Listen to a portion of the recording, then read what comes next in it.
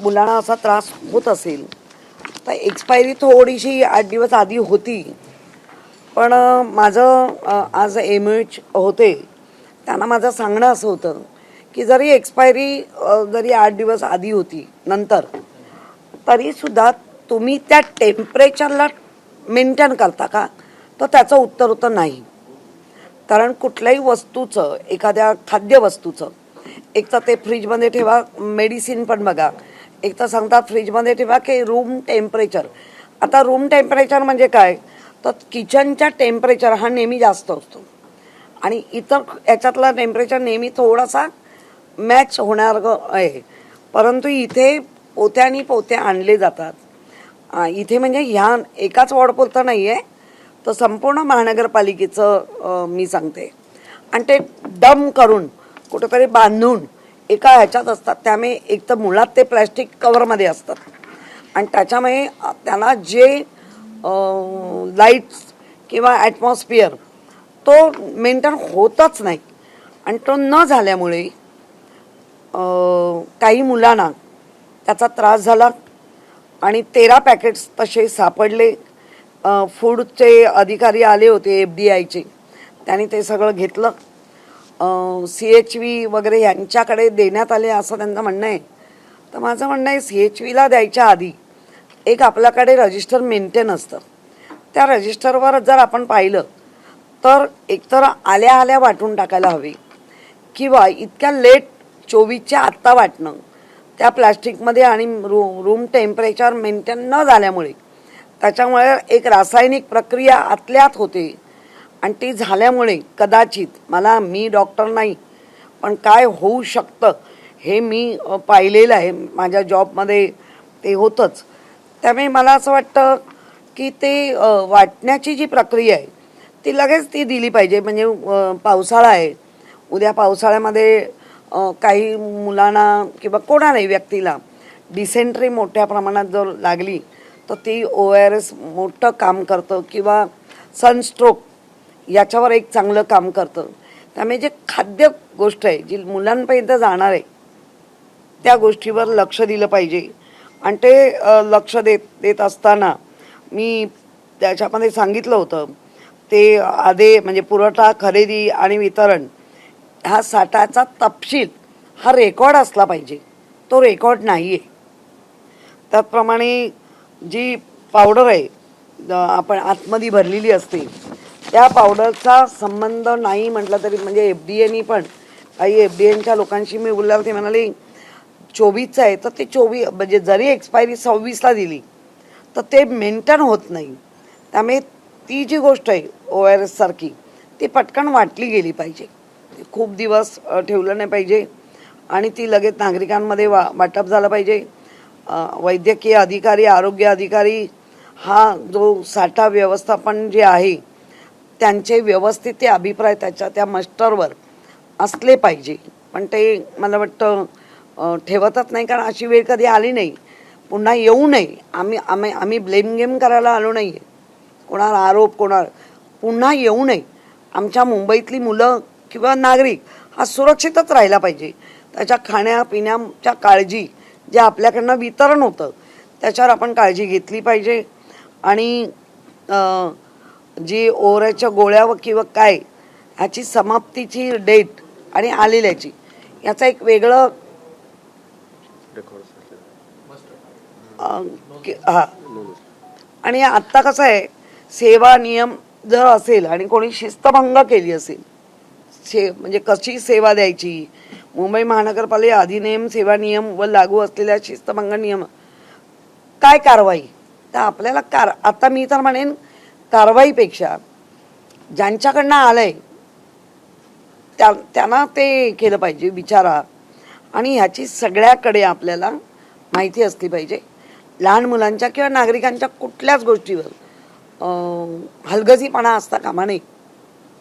हे MOH आणि MOHच्या वरची जी टीम आहे आणि त्याला सहकार्यांना मदतनीस कोण जे आहेत त्या सगळ्यांनी याची काळजी घेतली पाहिजे. कुठलंही औषध आपण जेव्हा घेतो ती पहिली एक्सपायरी डेट बघतो, तारीख बघतो, त्याच्यानंतर ज्याला आपण म्हणतो ना हलवून घ्यायचं, पूर्ण शेक करून अगदी तर त्या सगळ्या प्रोसेस आलेल्या आणि त्रास झाला तक्रार म्हणून आम्ही इथे आलोय. एकूण किती मुलांना हे एकूण किती मुलांचा आकडा किती आहे? नाही, मला जी माहिती मिळाली आहे त्याच्यामध्ये 13 पाकिटं हे केली. 6 मुलांचं होतं, त्याच्यात 3 का 4 मुलांना त्रास झाला. आता पालक जरा घाबरले, पण आमचं म्हणणं आहे सुरक्षित आहेत ती मुलं. उलटी वगैरे झाल्यानंतर लगेच त्याच्यावर हे झालं, पण जीवावर बेतलं असतं तर काय, ते काळजी घेतली पाहिजे. नाही, आता त्यांचं म्हणणं आहे की आमच्याकडे आल्यानंतर आम्ही CHVना दिलं. आता त्या इतक्या खाली जाऊन बिचाऱ्यांवर ब्लेम गेम करणं मला वाटतं चुकीचं होईल. त्या दिवस म्हणजे पूर्ण त्यांचा जो कालावधी असतो पिरियड, तो अतिशय चांगल्या पद्धतीने ते काम करतात. त्यांच्यावर उलट सगळ्या कामांच्या जबाबदाऱ्या टाकल्या जातात. मग ती आता जनगणना करा, आता हे करा, म्हणजे ज्या कामासाठी आपण नेमलंय ते राहतं बाजूला, तरी त्या करतात.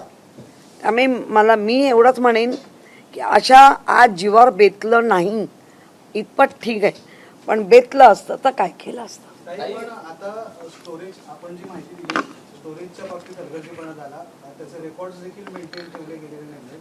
परंतु इतर देखील अनेक औषधं असतात, पालिकेकडून विविध उपक्रम राबवले जातात. मग त्या बाबतीत सुद्धा अशा प्रकारचा हलगर्जीपणा होत असेल तर तुम्हाला काय वाटतं? नाही, आता तर हे सगळं पाहावं लागेल आणि होऊ नये एक माफक. कारण आपण सगळीकडे फ्रीज दिलेले असतात. जी फ्रीजमध्ये ठेवायची ती थंड वातानुकूलित याच्यामध्ये ती ठेवली पाहिजे. जी रूम टेम्परेचर आहे त्या रूम टेम्परेचरला कसं ठेवता आहे. एका गोणीत बांधलं आणि वर्षानुवर्ष एकाच जागी राहिलं आणि त्या जागेत आपण शेवटी BMC लॉक करून जाते. घरचं रूम टेम्परेचर वेगळं, तिकडे वेगळं. तर त्याची काळजी घ्या. नागरिकांवर कुठल्याही या गोष्टी परिणाम होऊन कोणाचा जीवितहानी नको, हेच सांगायला आलो. FDAने किती साठा जप्त केला? 13 पाकिटं केली.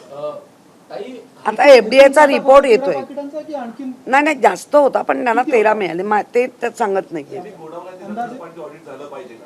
100%. मी आता जे म्हटलं ना की त्याच्यामध्ये जे येणारा आता कसं आहे, CPD कडनं येतो मेडिसिन, काही हे त्यांच्या लेवलवर मेडिसिन घेतात, पण त्याची इन्व्हेंटरी होतेच. त्याची एकच इन्व्हेंटरी कुठूनही आणलं तर त्या इन्व्हेंटरीवर लक्ष ठेवून असलेल्या प्रत्येक गोष्टीचा एक ज्याला आपण म्हटलं थर्ड पार्टी, तर ते ऑडिट होणं. कारण जीवाशी आहे, म्हणजे याच्या आधी झालं का त्याच्यानंतर तसं नका करू. आपल्या समोर आलंय ना आत्ता. कारण आम्ही पण 4 वर्ष मधले गॅप घेऊन सगळे आलेलो. 4 वर्षात काय गोंधळ झालाय, काय नाही झालंय, काय सुरू केलं होतं, काय बंद केलं. आता तर मुंबईमध्ये तुमची पूर्ण सॅप प्रणालीच बंद केली आहे मेपासून. आता जर सॅप प्रणाली बंद झाली आणि उद्या येणारं कॉलेज आणि एखाद्याला बाहेर जायचं, त्याला इथून मिळणार नाही QR कोडचा तुमच्या. त्यामुळे आणि करायला गेलं तर भरपूर आहे. तेही मी सांगितलंय की तुम्ही मग तशी मुलं नेमा. सगळंच महापालिकेच्या लोकांवर अवलंबून राहून. सफेद पट्टीचा वाद आता सेना भवनच्या परिसरामध्ये पोहोचलाय. काही वेळापूर्वी शिवतीर्थ इथे व्हाईट पट्ट्या मारण्यात आल्या, त्याविरोधात स्थानिक नागरिक त्या ठिकाणी आंदोलन केलेलं आहे. मनसेचे पदाधिकारी त्या ठिकाणी पोहोचलेले आहेत. मोठा वादंग आता काही वेळापूर्वी दादरमध्ये सुरू आहे. कसं पाहता या सफेद पट्टी प्रकरणावर? नाही, मी एवढंच बघेन की हा वाद नेमका घालतोय कोण, तर आदर भाषिक. यांना असा ऊत काय आलाय. इतके वर्ष तुम्ही मुंबईत राहिलात. आम्ही पण म्हणतोय तुम्ही आमचे मुंबईकर आहात, तर आत्ता तो ऊत का आला. ऊतच का भांडणं होत आहे तिथे, का गुजराती अरे आमचे शेजारी होते, कितीतरी शेजारी गुजराती आहेत, मारवाडी आहेत, अगदी UP आहेत. आम्ही गुण्यागोविंदाने राहतोय. कोण याच्या मागे, कोण हा ऊत आणतोय. चांगलं नाही ना. तरुण पोरं ह्याच्यात उतरायला लागली आणि त्यांच्या FIR झाले. त्यांच्या पुढच्या आयुष्याचं काय. तुम्हाला काय अडाणी पिढी घडवायची आहे की काय. काही सेजल पवारचं आतापर्यंत निलंबन झालं नाहीये, काय निलंबनाची? प्रसाद वेद पाठकने इथे विरोध केला, त्याच्यावर भाजपचे नगरसेवक प्रवीण छेडा यांनी काल पोलीस ठाण्यात तक्रार दिलेली आहे की त्यांनी जैन जिहाद हा शब्द वापरला असं त्यांचं म्हणणं आहे. तर त्याच्यावर प्रसाद वेद पाठकवर आता गुन्हा दाखल करण्याची प्रक्रिया जी आहे. नाही, मग ह्याचा अर्थ तुम्ही नेमकं म्हणजे जेव्हा मतं घेता, आम्ही आजही सांगतो आम्ही कुठल्याच समाजाच्या विरोधात नाही, कुठल्याच. जो देशद्रोही आहे, जो महाराष्ट्रद्रोही आहे, जो मुंबईद्रोही, त्याला तर ठोकूच, कायद्याने ठोकू. बाकी पण कायदे भरपूर आहेत आपल्याकडे. पण हे आता भाजपचे आमदार का असं वागतायत? आणि प्रवीण छेडा तर आधी काँग्रेसमध्ये होते, म्हणजे ब्रॉड माइंडेड होते. आता त्यांना माइंडेड एवढं कसं झालं छोटंसं मुठ्ठी में? काय चाललंय? कशासाठी तुम्ही या वाढवताय? ठीक आहे, वेद फाटकने काय केलं तर वेद फाटकने त्याला पट्टा मारायची गरज नाही. गुरु येत आहेत ना, गुरुजन येत आहेत सोसायटीमध्ये. जर आम्ही एकत्र राहतोय, हे व्हेज आहेत, मी नॉन व्हेज आहे, हे व्हेज आहेत, तर ज्याचं त्याचं खाद्य त्याला खाऊ दे. गुरूंचं पण म्हणणं तसं नसेल का? मी आतापर्यंत अनेक गुरूंना भेटले, त्यांचंही तसं म्हणणं नसेल. आता काय झालंय, लहान लहान मुलं पण गुरु व्हायला लागलेत. त्या गुरूंना सामाजिक भान द्यायच्या ऐवजी त्यांचं सामाजिक भान तुम्ही हरवून टाकताय. गुरु असा नसतो, गुरुना सामाजिक भान असलं पाहिजे. आणि ते मी पाहिलेत असलेले जैन मुनी अनेक पाहिलेत, सामाजिक भान ठेवून काम करणारे. इतके वर्ष आम्ही पण राजकारणात आहोत. या आत्ताच काय असं बिघडायला लागलं सगळं? काय गरज काय तिथे? गरज काय? कसले पांढरे पट्टे? बघा, नियम आणि जो आपला RTOचा नियम आहे, त्याला फुटपाथला खाली घेतल्यानंतर 2 मीटर करून मधला जो पट्टा असतो त्याच्यावरती RTOचे काहीतरी नियम असतात. स्लो करा, हे करा गाडी, बरोबर ना? म्हणजे मला तेवढं माहिती नाही. पण हा काय? आणि मग तुम्ही वेगवेगळे जिहाद म्हणतातच आहेत. मग हिंदूंमधला जिहाद नाही का? आपण हिंदू आहोत ना. मग तो कोणी गुजराती असेल, मारवाडी असेल, राजस्थानी असेल, UP, आपण हिंदू आहोत. मग हिंदूंमध्ये परत का जिहाद आला वेगवेगळा? एकच धर्म आहे ना. तुम्ही पण पार्श्वनाथ देवाला पूजता, आम्ही आपले वेगवेगळे 33 कोटी देव पूजतो. आम्ही झाडालाही, आमच्या दत्त महाराजांनी झाडालाही गुरु मानलंय, आमच्या दत्त महाराजांनी पाण्यालाही गुरु मानलंय. आमच्या महाराजांचे 24 गुरु होते. ठीक आहे ना? काय कुठे चाललंय?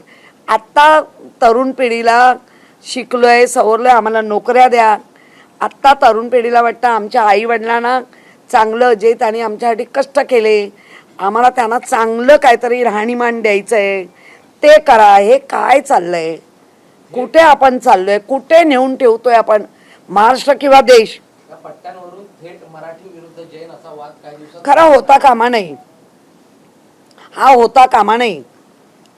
जे आपण हिंदू आणि मुस्लिम होतंय, आज आपण बघतोय ज्यांनी हिंदू मुस्लिम केले तेच काही जण उमेदवारी पण देत आहेत. म्हणजे लोकांना भडकवण्यासाठी हिंदू मुस्लिम. जे मग हिंदूंमध्ये पण द्वेष्ट नाही आहेत का? हिंदूंमध्ये पण द्वेष्ट आहेत. आणि मुसलमान असतील, कोणी असतील, जे देशद्रोही आहेत त्यांना ठोकलंच पाहिजे. मग तो हिंदू असो, नाही तर मुस्लिम असो, ख्रिश्चन असो. काही सेजल पवारचं अद्याप निलंबन झालं नाही, रस्टिकेट पण नाही केलेलं आहे. KM कडनं एक मिनिट राजेश, कबूतर खाण्यापासून सुरू झालेला वाद होता. कबूतर खाणे असतील, पुन्हा वारंवार जैन समुदाय नाही, मुळामध्ये ना जैन समाज हा सहिष्णुतेचा समाज आहे, शांत आहे. आता ते एवढं व्हायलंट असे एकदम असे उद्रेक का होत आहेत याचा पण करायला लागेल. कारण आपण जर जेवणापासून म्हणतोय तर शाकाहारी माणसं अशी उद्रेक करत नाहीत असं शास्त्र सांगतं. मग जर शास्त्र सांगताय तर तुमचा उद्रेक का होतोय? तुम्ही तर नॉनव्हेज खात नाही ना. मग तुमच्यामध्ये हा उद्रेकता येते कुठून? दही भात खाणाऱ्यांवर, बटाट्याची भाजी खाणाऱ्यांवर. तर मला असं वाटतं हा उद्रेक कोणतरी देतंय आणि म्हणून होतंय. त्यामुळे मी कुठल्याच समाजाला कमी जास्त मोठं समजत नाही. सर्वांनी जगण्याचा अधिकार, तुम्ही जगा आम्ही जगतो असा अधिकार जो एकमेकांना आपण देतो तो दिला पाहिजे. आणि असे वाद महाराष्ट्राकडे अनेक प्रश्न पडलेले आहेत. आज जर आपण बघितलं महाराष्ट्रामध्ये 8 वर्षाची मुलगी 7 वर्षाची मुलगी हांडे खाली उतरून पाणी आणते आणि ते पण अशुद्ध पाणी. त्याच्याकडे आपल्याला लक्ष दिलं पाहिजे. महाराष्ट्रात तो प्रश्न ज्वलंत आहे. परत पाऊस गेला की आम्ही विसरलो. हे असे बेरोजगारी आहे.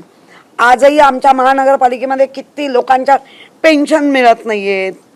गेल्या 5 वर्षात तर पेन्शन बंद करून टाकली. बेस्टचे मोठे मोठे प्रश्न आहेत.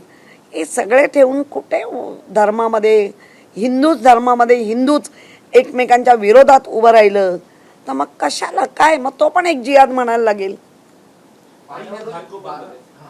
काही या घाटकोपरमध्ये खंडोबा मंदिर आहे, त्याला प्रति जेजुरी म्हणून घोषित करण्यात आलेलं, पण ते बनवणार होते पर्यटक स्थळ म्हणून बांधलेलं आणि जिल्हा नियोजन समितीने त्याला 10 ते 15 कोटी पहिले 20 कोटी दिले आणि त्याच्यानंतर महापौरांनी त्यावरती 15 कोटी परत निधी दिले. पहिल्या 20 कोटीचं काय झालं, आता 15 कोटीचं तुम्ही काय केलं? तिथेच SIT लागली पाहिजे असं आमचंही मागणं आहे. तिथे SIT लागली पाहिजे. गेल्या 15 करोड आणलेले, त्या 20 कोटी आणलेले, पहिलं ते काम दाखवा आणि ज्यांनी जे ऑडिट केलेत त्यांनी पहिलं यावं आणि कसं ऑडिट झालं तेही सांगावं.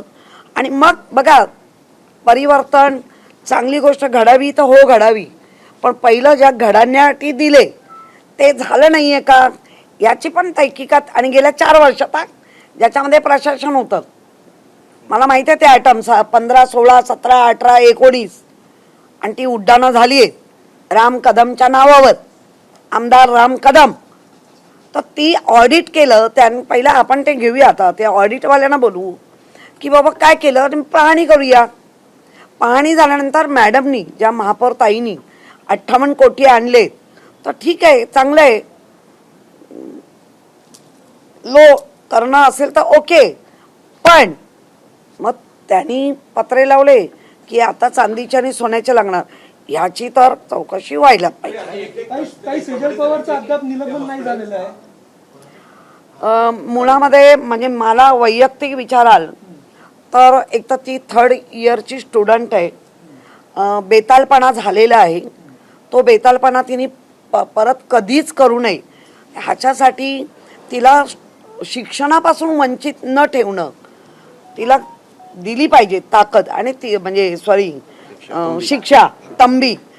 आणि तिला जर KM आवडत नसेल तर संस्था बदला, तिला तिथून काढून दुसरीकडे शिफ्ट करा, पण तिच्या एज्युकेशनवर प्लीज. कारण आईवडिलां इतकी मेहनत घेतात आणि त्या आईवडिलांचं स्वप्नाचं अशा नादान मुलींमुळे तुटलं नाही पाहिजे असं वाटतं. आणि तिला ती शिक्षा झाली पाहिजे कुठली, की पुन्हा अशी कुठली गोष्ट बोलताना 100 वेळा तिने विचार करा. कारण ती डॉक्टर म्हणून बाहेर पडणार.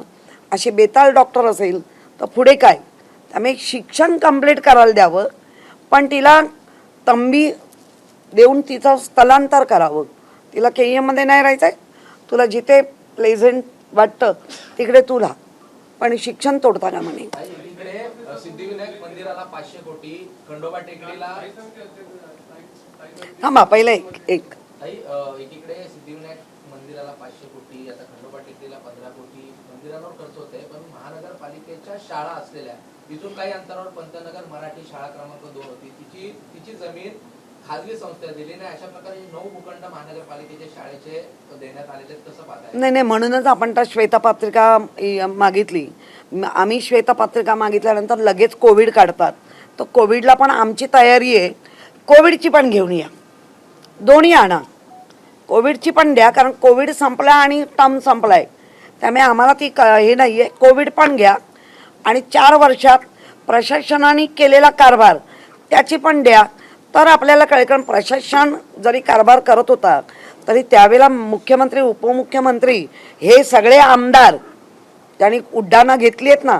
आजही तुम्हाला आठवत आहे का, शिवसेना आणि जे बाकी त्यांना उड्डाणं दिली नाहीत, त्यांना फंड दिले गेले नाहीत. जे आता महानगरपालिकेमध्ये झाले की कुठल्याच वेळेला फंड दिली जात नाही आहेत, हीच परंपरा महानगरपालिकेमध्ये आली. तर मला असं वाटतं की मंदिर चांगली असली पाहिजे का, तर हो, पण तुम्ही तामिळनाडूचं जर उदाहरण घ्याल, तुम्ही केरळाचं उदाहरण घ्या, तिकडची मंदिरं चांगली आहेत खूप सुंदर बनवली आहेत, पण त्याबरोबर त्यांनी रोजगार, त्याबरोबर मंदिरातला रोजगार नाही, कटोरे घेऊन बसा म्हणून रोजगार नाही, त्यांनी IT उभी केली, त्यांनी IT मध्ये अनेक जॉब दिले, त्यांनी वेगवेगळे, म्हणजे आम्ही केरळ किंवा तामिळनाडूमध्ये महिला बालकल्याणच्या माध्यमातून गेलो तर तिथल्या महिला ज्या घरात बसून गरम मसाल्याचं ह्याचं त्याचं किती उद्योग केले, बेकरी फूड वगैरे, ते इथे आहेत का? तर नाही. त्यामुळे मंदिरं करा. मंदिरांचं आता सिद्धिविनायक हे नाव आलंय, पण सिद्धिविनायकाच्या बाहेरचा पोर्शन आहे, ज्या बाहेरच्या पोर्शनमध्ये अनेकांना रोजगार मिळणार आहेत. आता ते रोजगार कोणाला देणार ते बघू आपण नंतर, पण ते होणार आहे. त्यामुळे ती उड्डाणं खरंच लोकांना पण डाचतायत. मंदिर माझं छानच आहे, कारण ते मंदिर सिद्धिविनायक मंदिर छोट्यातून कसं मोठं झालं हे आम्ही पण पाहिलं. आमची पण 3-4 वर्ष असतानापासून सुरू झालं आहे, म्हणजे किमान 55-56 वर्ष तरी आम्ही ती मंदिर पाहिलं आहे, त्याची डेव्हलपमेंट. त्यामुळे मंदिराच्या बाहेरचा पोर्शन आहे आणि त्याच्यासाठी एवढी उड्डाणं आहेत. त्यामुळे भूखंडांच्या बाबत तुम्ही मागणी करणार आहात? मागणी मला वाटतं भाजपाच्याच एका आमदार नगरसेवकांनी कडाडून विरोध केलाय आणि त्याचा विरोध आम्ही पण म्हटलं की तुम्ही द्यायला पण हरकत नाही, पण सगळं बांधून घ्या. महानगरपालिकेला रेव्हेन्यू वर्षाला चांगला जनरेट झाला पाहिजे, कारण बऱ्याच वेळेला महानगरपालिकेची तयारी नसते की एवढं बांधून आम्ही चालवावं वगैरे. हा, तर त्याच्यावर पण सोल्युशन आहे की जनरेट करा, रेव्हेन्यू जनरेट करा, आणि तो रेव्हेन्यू जास्तीत जास्त महापालिकेला कसा मिळेल त्याच्याकडे लक्ष असलं पाहिजे. घाटाकोपरमध्ये वॉर्ड नंबर 124 मध्ये महापालिकेचे 7 माळ्याचं हॉस्पिटल सुरू झाले, बनलेलं आहे, मात्र अजून ते सुरू झालेलं नाही. काय बोलतो त्याच्यावरती मला वाटतं महापौर मॅडम यांनी पण पाहणी केली आणि अगदी त्वरित चालू करणं सांगितलंय. पण त्याच्यावर मला असं कळतंय तिथे मॅनपॉवर लागेल, तिथे बाकी सगळं लागेल. हां 30 बेडचे ते इनफ आहे. हां 2 वाडे, 2 नगरसेवक हां तर दोघं 1 लाखाची वस्ती तिकडे. काही आपण पत्र दिलं होतं की 80 बेडचं करा म्हणून, त्यातून कोणी आम्हाला उत्तर दिलेलं नाही. आपण त्याची सेपरेट पाहणी करू, कारण याच्यामध्ये एकच गोष्ट नसते. याच्यामध्ये अगदी सुईपासून ती वरच्या याच्यापर्यंत असते, ती सगळं महानगरपालिका कसं हे करणार आहे. तुम्ही सगळ्यांनी म्हणून परत एक पत्र द्या. आपण आयुक्तांकडे ती महापौरांच्या दालनात आपण मीटिंग लावू.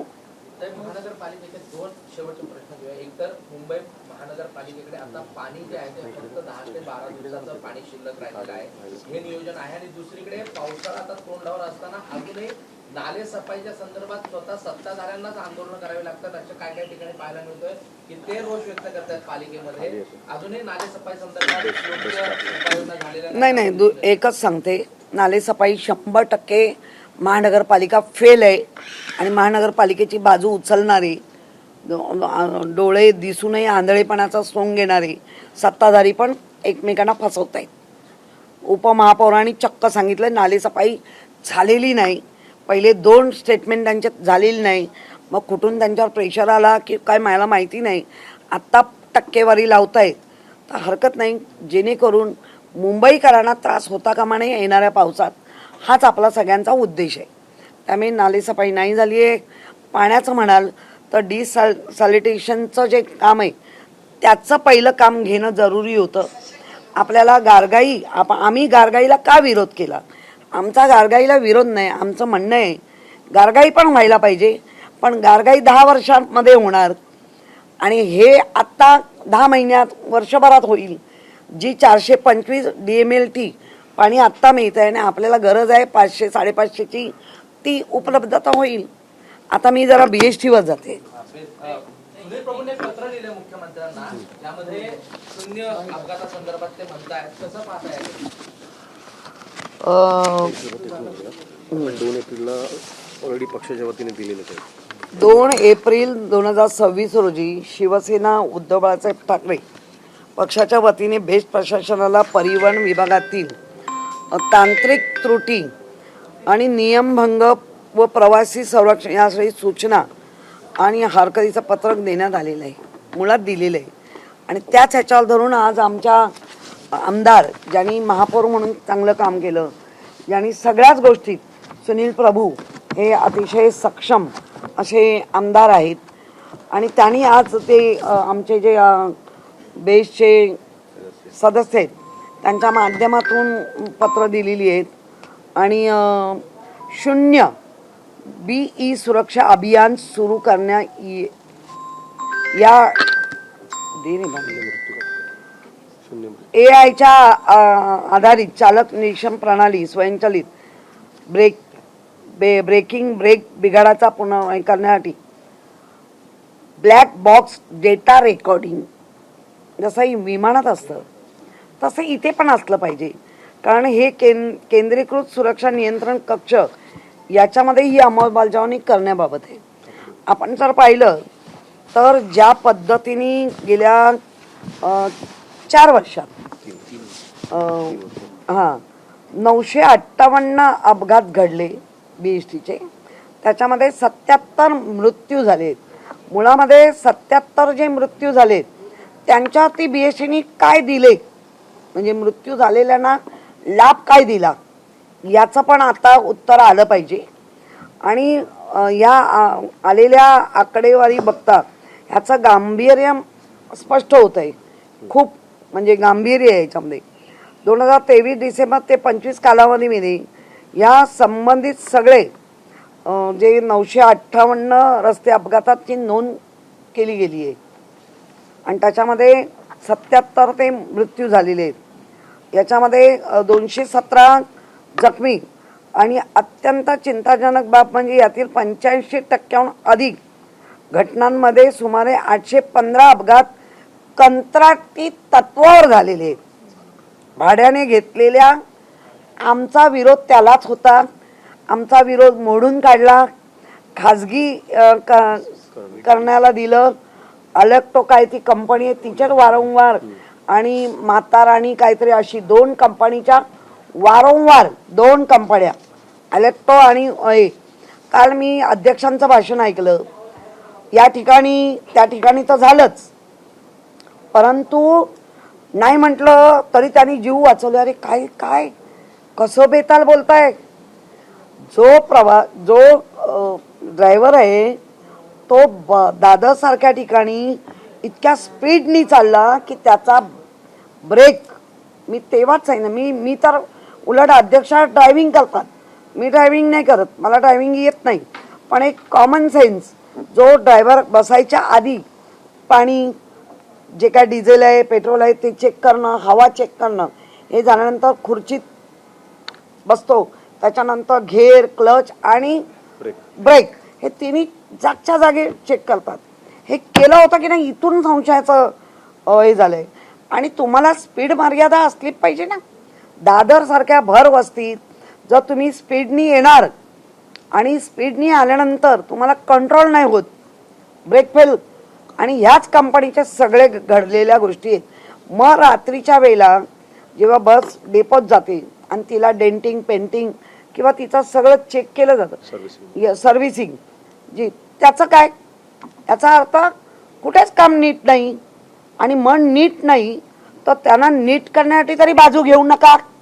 तुमचं बाकी काय कारण असेल ते कारण करा तुम्ही, त्याच्यासाठी तर आहात ती कराच. आम्ही त्याला आड येतच नाही, पण ते करत असताना याची बाजू घेऊन अजून असे किती मृत्यू घडवून आणणार आहात. ट्रेनिंग दिलं जात नाही, कोणी येतं आणि याच्यावर बसतंय, काही सोडून जात आहेत, काही नवीन येत आहेत, कुठे काय त्याचं माहिती आहे. त्यामुळे मुंबई आता चालण्यासाठी पण सुरक्षित नाही, म्हणजे गाडीत तर नाहीच, पण चाललेल्या रस्त्यावर माणसांचे अपघात या बेस्टना होत आहेत. त्यामुळे मला वाटतं ही चिंताजनक बाब आहे आणि ह्या कॉन्ट्रॅक्टर किंवा जे कोणी त्यांच्यावर काय कारवाई होताना दिसत नाही. मृत्युमुखी पडलेल्या लोकांना लाभ नाही. दोन खाजगी कंपन्या बेस्टमध्ये काम करतात. गेल्या वर्षीच या कंपन्यातल्या जवळजवळ सर्वच जे त्यांचे कर्मचारी आहेत त्यांनी आंदोलनाचा पवित्रा उघडलेला होता. मुंबई झालं होतं. आणि अच्छा सामनाला आहे. प्रत्येक डेपोमध्ये संप देखील या खासगी कंपन्यांच्या कर्मचाऱ्यांनी केले आणि त्यावेळेस आपले जे तिथला महानगर बेस्टचा जो स्टाफ आहे त्यांच्या अंगावर सगळं बर्डन आलं होतं. कुठेतरी या खासगीकरणाचाच हा सगळा परिणाम आहे की तुम्हाला आठवतं का? मागची एक आठवण देते तुम्हाला. ज्या BSTच्या इलेक्शन होतं, BST बँकांचं पतपेढ्यांचं, त्या पतपेढ्यांमध्ये किती बाहेरचे आमदार प्रत्येकाच्या घरपर्यंत पोचले. तिथे कुठलं कारण झालं? आणि हा तेच कारण, आपण अर्थकारणच म्हणतोय ना, अर्थकारणच म्हणतोय. तर ती पोचून ताब्यात घेतली. ज्या नेत्यांनी प्रतिनिधित्व केलं वेगळ्या संस्थेतून, नंतर तो BJPत जाऊन बसला. काय चाललंय काय? म्हणजे कोणाकडे BSTच्या नागरिकांनी बघावं. आम्हाला तुम्ही नापास केलं, पण मग पास झाले तरी पास आहेत का? तर ते सपशेल नापास आहेत, सपशेल नापास आहेत. तेव्हा त्या अर्थकारण करायला घरपर्यंत जाता. मला बेस्टच्या कामगारांना विचारायचं आहे, जेव्हा ते तुमच्या घरपर्यंत आले तेव्हा का नाही विचारलं की आमचं जे 1000 कोटीचं बजेट आता आम्ही दिलंय ते आज अडवून ठेवलंय. आम्ही म्हणजे मी नव्हे, स्थायी समितीमध्ये आज अडकून ठेवलंय. काय चाललंय काय? म्हणजे BSTच्या लोकांनी तुम्हाला सपोर्ट केला, त्यांना आई भीक मागू देईना आणि बाप नाही, आई जेवू देईना आणि बाप भीक मागू देईना, असं बेस्टची हालत करून ठेवले. आणि देणी देखील बाकी आहेत. म्हणजे सगळीच वारंवार आंदोलन. सगळीच. त्यामुळे जे आधी माझं आत्ताचा फोकस पक्का आहे, 77 मृत्यू पडलेल्या लोकांना तुम्ही त्याच्या फॅमिलीला कसं सेटल केलंय त्याचं उत्तर द्यावा या अध्यक्षा म्हणून. आणि ज्या GM आहेत त्यांनी, जे GM आहेत त्यांनी त्याचं उत्तर द्यावं. मागणी तुम्ही देखील आम्ही केली आहे ना.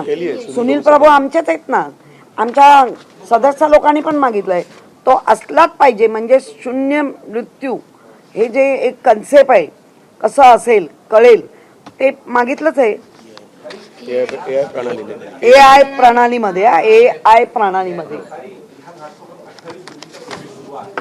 आपण ज्याला ज्या कंत्राटदाराला हे कंत्राट देण्यात आले तो ऑलरेडी ब्लॅक लिस्टेड आहे. 600चा एरिया आहे, 600 कोटीचा प्रोजेक्ट होता, तो 1100 कोटीवरती घेऊन गेलेला आहे. आणि देताना तुम्ही सांगितलं 600चा एरिया देणार, मात्र तो आता तो 450 कोटी बिलकॉन म्हणून एक कॉन्ट्रॅक्टर आहे, त्याला एक कॉन्ट्रॅक्ट देतो, ऑलरेडी ब्लॅक लिस्टेड आहे. नीट ऐका रे. कोण आहे यांचं? तू आहे ना, यांच्यानं लेखी घ्या. हा, तो ऑलरेडी कॉन्ट्रॅक्ट ब्लॅक लिस्टेड आहे. असं असताना तरीही त्याला कॉन्ट्रॅक्ट देण्यात आलेला आहे.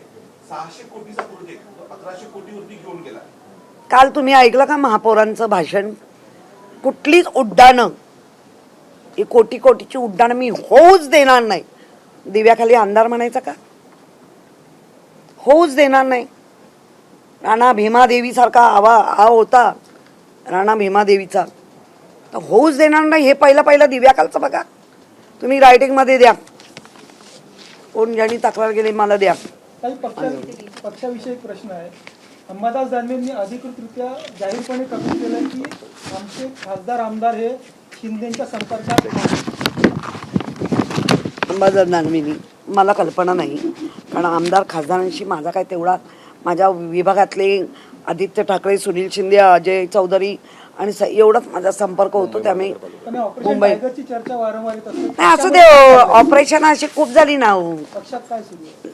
आमच्या पक्षात काही नाही चालू आहे. आणि ऑपरेशन झालं अडवणार का? कारण आर्थिककरण एवढं वाढलंय आणि प्रत्येकाला भविष्यात वाटतंय की मी BJPत गेलो, मी शिंदेत गेलो तर मी पुन्हा निवडून येणार. पण मग 65 आम्ही निवडून आलो ना, आणि आमचे जे काय 22 हे 50च्या आत गेले, म्हणजे ते जिंकल्यातच जमा होते ना, फक्त आकड्यानी येतं. त्यामुळे मला त्याची चिंता नाही. टायगर ऑपरेशन करायचं त्यांनी करा, पाठीमागे आम्ही बसलोच आहे टाके घालायला. नवीन टायगर. आणि तुम्ही आता जो प्रश्न विचारला तर इतके आता हे टायगर कोण आहेत? हे नवीन टायगर आहेत ना. त्यामुळे टायगर घेऊन जा, जुने म्हातारे कोठारे टायगर घेऊन जा. आम्ही आहोत. नाही हिंदी को बॅन आहे. नाही लोक तुम्हाला फालतू विचारतात. स्टॅपच प्रणाली बंद आहे, त्याच्यावर आम्ही चर्चा करतोय.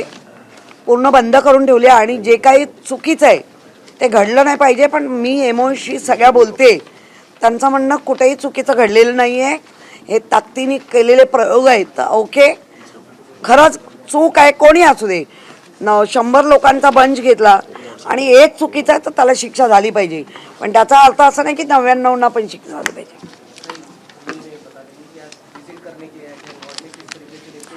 हम जो विजिट की है इनवर्ड में, हमारे नगर सेवक और एक कंप्लेंट आई थी कि जो हमारे ORS एनर्जी पाउडर उसका बच्चे लोगों को एक्सपायरी डेट का दिए है और तकलीफ हुई है, लेकिन FDA के भी अधिकारी आए थे, उन्होंने हस्तगत किए वो सब.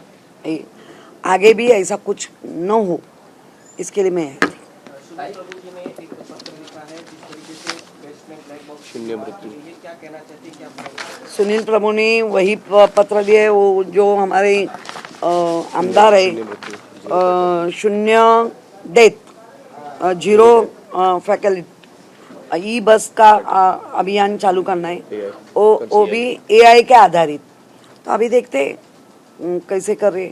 और ब्लैक बॉक्स डेटा रिकॉर्डिंग ये भी होना चाहिए बस में, ये भी मांग की है. सुनील पवार को लेकर जिस तरीके से विवाद बढ़ रहा था, उससे लेकर आज भी क्या रहा है, क्योंकि जिस तरीके से प्रणीत कोरे ने भी विषय पर माफी मांगी है और ऋषि तावड़े ने भी कहा है कि ये कोई जो है CM तक हम पत्र लिखेंगे और निषेध भी व्यक्त किया है. नहीं, सेजल पवार ये नादान लड़की है, उम्र से छोटी है और 3rd ईयर में पढ़ रही है.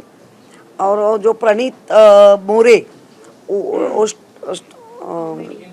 हाँ स्टैंड अप कॉमेडी का वो करता है. मेरा व्यक्तिगत कहना ये है कि इतना ट्रेस बढ़ गया है सबका, वो ऐसे स्टैंड अप कॉमेडी में जाके हंस लेते. तो आज अभी ध्यान देना चाहिए सबने, हंसने के लिए पैसा देना पड़ता है और जाके दिल खुलास हंसना चाहिए करके वो शो होता है. सेजल पवार इन्होंने 4 बार ये गलती की है. हॉस्पिटल को कुछ गलत वर्ड, चंडीगढ़, टॉक्सिन विक्सिन ऐसे वर्ड उन्होंने यूज़ किए. लेकिन मुझे लगता है अभी जो हो रहा है उसके ऊपर बहुत ट्रोलिंग हो रहा है. हमें भी गुस्सा है कि ये बात उन्होंने जो डेड बॉडी के बारे में बात की वो नहीं होना चाहिए, क्योंकि आप डॉक्टर बन के बाहर आने वाली है और डॉक्टर के मन में कुछ डेड बॉडी का, ये मेल हो या फीमेल हो, प्राइवेट पार्ट के बारे में, या जब भी हम डेड बॉडी का टीचिंग के लिए यूज़ करते हैं तो ऐसे जोक करना ये गलत बात है. लेकिन उसका एजुकेशन टूटना नहीं चाहिए, क्योंकि उसके माँ बाप ने कई कुछ सपने देखे होंगे, वो रईस है क्या गरीब है क्या ये सवाल नहीं है, वो नहीं टूटना चाहिए. लेकिन उसको सबक तो मिलनी चाहिए. उसको KM में नहीं रहना तो हमने कहा है उसको स्थानांतर बदली करो, नहीं चाहिए इधर, लेकिन उसका स्टडी कायम रहना चाहिए, क्योंकि इतना नहीं होना चाहिए. ऐसा मेरा व्यक्तिगत मत है. सफेद पट्टी को लेकर जिस तरीके से विवाद बढ़ रहा है, जैन धर्म के लोग जिस तरीके से कर रहे हैं, विवाद कौन बढ़ा रहा है वो देखो. जैन धर्म हिंदू है, हम हिंदू है, हम हमारे में बंटवारा कर देंगे तो हम जो चाहते कि बांग्लादेशी, पाकिस्तान, चीन हमारे अटैक करे वगैरह, हम हमारे देश में एक नहीं रहेंगे तो आगे जाके दूसरे देश का अटैक हम कैसे रोक पाएंगे.